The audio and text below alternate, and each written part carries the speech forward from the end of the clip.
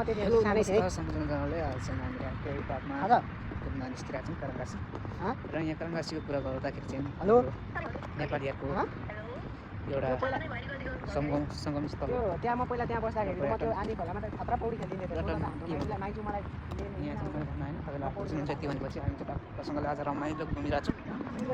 त्यही कारणले गर्दाखेरि यहाँ चाहिँ भन्नुपर्दाखेरि चाहिँ हाम्रो नेपालीहरूको चाहिँ एउटा घुम्ने ठाउँ भनौँ न एउटा भेटघाट हुने नै यही ठाउँ हो। नेपालीहरूको सङ्गम स्थल पर्यटन क्षेत्र हो यो। यहाँ तपाईँहरूले भन्नुपर्दा चाहिँ यहाँ सबै राम्रो छ। वातावरणको कुरा गर्दाखेरि वातावरण एकदम चिसोदेखि चिसो भक्क जान्छ, त्यो कारणले गर्दा अहिले यस्तो प्रकोप भइरहेको छ। त्यसैले चस्मा लाउँछु।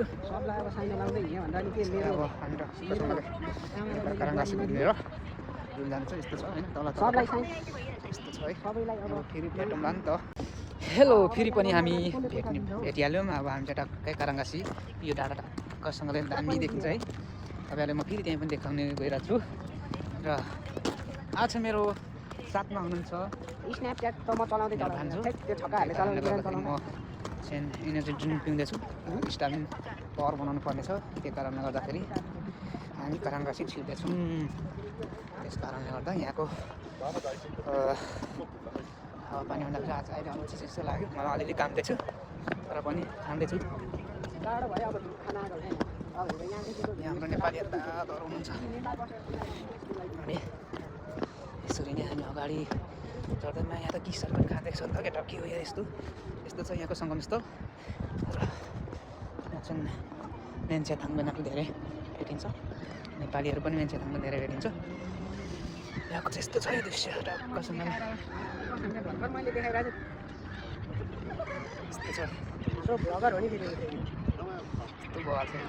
हेलो हामी चाहिँ अब रुम फर्किनु गइरहेको छौँ। अर्को छुट्टी चाहिँ एकदम राम्रो हो, आज धेरै घुम्नु पाइयो र त्यसैले म एकदमै आभारी खुसी छु र तपाईँहरू पनि सधैँ हुनुहुन्छ खुसी हुनुहुन्छ र सुनाको मल पनि एकदम राम्रो हो। अब यसरी नै दिन बितिरहेको छ है गाइजहरू।